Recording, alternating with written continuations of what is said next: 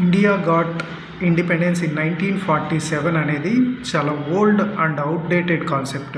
The real independence ఏంటి అంటే ఇప్పుడున్న భారత్ యొక్క న్యూ ఫేస్ ఏంటి ఒకసారి మనం చూస్తే ఒక స్మాల్ స్టోరీ. 1969-70s మధ్యలో హెన్రీ కిస్సింజర్ అండ్ నిక్సన్ యుఎస్లో administration, secretary of state of the USA and the president of USA వాళ్ళు ఉన్న టైంలో ఇండియాకి మనం ఎక్కువ అప్పటికి ఇండియా చాలా ఆకలి చావులు చూసేది.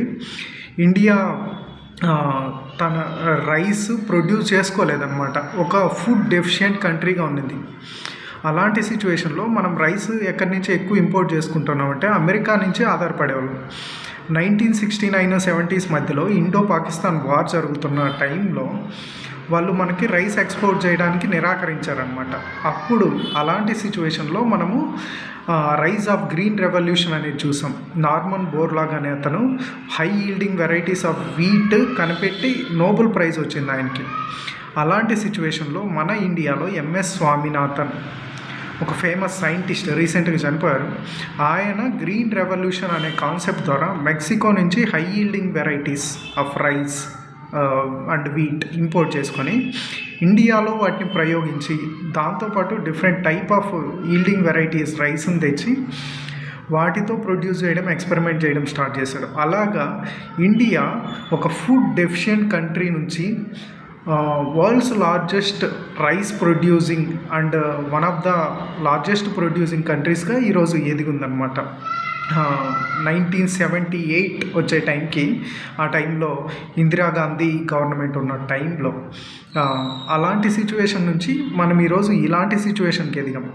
చెప్పాలంటే ఇప్పుడు మనం రైస్ ఎక్స్పోర్ట్ చేయడము అమెరికాకి నిరాకరిస్తున్నాం because of their tariffs. Now India is controlling the export of the rice అనమాట. This is the whole story about పిగ్కి వేసేటువంటి, పందులకి వేసేటువంటి ఒక టైప్ ఆఫ్ ఫీడ్ మేము అందిస్తాం తీసుకోండి అనే స్టేట్మెంట్ కూడా చేశాడనమాట హెన్రీ కిస్సింజర్ ఆ టైంలో. Now we are exporting rice to the USA.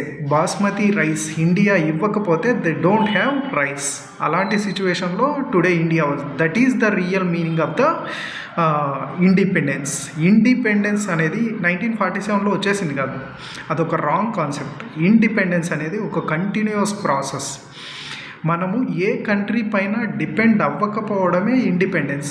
Independence దేనిపైన ఒక ఇండియా అనేది సావరైన్, తన యొక్క సార్వభౌమాధికారాన్ని ఎప్పుడు ఏ కంట్రీ పైన డిపెండ్ అవ్వకుండా తన డిసిషన్స్ తాను తీసుకునే స్థితిలో ఉండడమే ఇండియా యొక్క ఇండిపెండెన్స్ అనమాట. అలాగే మనం చూస్తే ఒక్క ఎంఎస్ స్వామినాథనే కాదు, చాలామంది ఉన్నారన్నమాట. ఫర్ ఎగ్జాంపుల్ గ్రీన్ రెవల్యూషన్లో ఎంఎస్ స్వామినాథన్, స్పేస్ మనం ఈరోజు చూస్తే ఇండియా స్పేస్ జర్నీలో 6,000 tons ఆఫ్ ఒక శాటిలైట్ని స్పేస్లోకి పంపించాలంటే they are no space agency except SpaceX and India's ISRO. SpaceX అనేది ఒక కమర్షియల్. మనం నేషన్ వైజ్గా చూసుకుంటే NASA also doesn't have 6 tons of శాటిలైట్ని స్పేస్లోకి పంపించాలంటే నాసా దగ్గర కూడా అలాంటి రాకెట్ ఒకటి లేదు. మొన్న కూడా 6,500 kgs ఉన్నటువంటి ఒక శాటిలైట్ని ఇండియా ద్వారా అమెరికా వాళ్ళు పంపించారు, నిసార్ శాటిలైట్ అని. So another heavy weight USA శాటిలైట్ని మళ్ళీ ఇండియా పంపిస్తుంది. ఎలాంటి టైంలో వాళ్ళు టారిఫ్స్ వేస్తున్నా సరే ఇండియా పంపిస్తుంది అనమాట. They don't have any plan B except SpaceX. But SpaceX cost it charges more amounts of dollars than India's ISRO. That is the power of New Bharat today. Space సెక్టార్లో విక్రమ్ సారాభాయ్ ఇలాగా చాలామంది people India యొక్క new phase change చేసిన వాళ్ళు. Green revolution MS Swaminathan, స్పేస్లో చూస్తే మనం విక్రమ్ సారాభాయ్ కానీ, తర్వాత మిస్సైల్ టెక్నాలజీ అండ్ స్పేస్లో APJ Abdul Kalam, who is also called as missile man of India. Today Operation Sindoor have proven what the BrahMos is really about.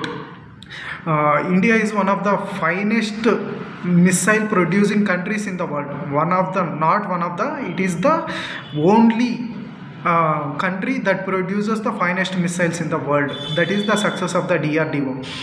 And మిస్సైల్స్తో పాటు అదర్ సెక్టార్స్ మనం చూస్తే different Homi J Bhabha nuclear energy, ఈరోజు we also have nuclear bomb type of missiles. అలా ఉంది అంటే because of హోమీజే బాబా లాంటి foundation వేసినటువంటి పర్సన్. తర్వాత దాన్ని ఫస్ట్ ఇందిరాగాంధీ అయితేనేమి, తర్వాత వచ్చినటువంటి ఏబి వాజ్పేయి అయితేనేమి, ఇలాగా different people have contributed towards the. ఈరోజు మనం పాకిస్తాన్ న్యూక్లియర్ బాంబ్ వేస్తాము అంటే బెదరకుండా ఉన్నది, ఎందుకంటే we have our nuclear dominance, that's why. తర్వాత ఎకనమిక్ పరంగా 1993 ఆ టైంలో India is suffering a lot due to political instability. అలాంటి టైంలో డాక్టర్ మన్మోహన్ సింగ్ లాంటి ఒక గ్రేట్ ఎకనమిస్ట్ ఇండియాని ఒక 2008లో టోటల్ ఎకానమీ డౌన్ఫాల్ అవుతున్న సిచ్యువేషన్లో India is the one of the fastest growing ఎకానమీస్గా తీసుకెళ్ళాడు. అలా ఉంది అంటే అలాంటి పర్సన్ ఉన్నాడనమాట.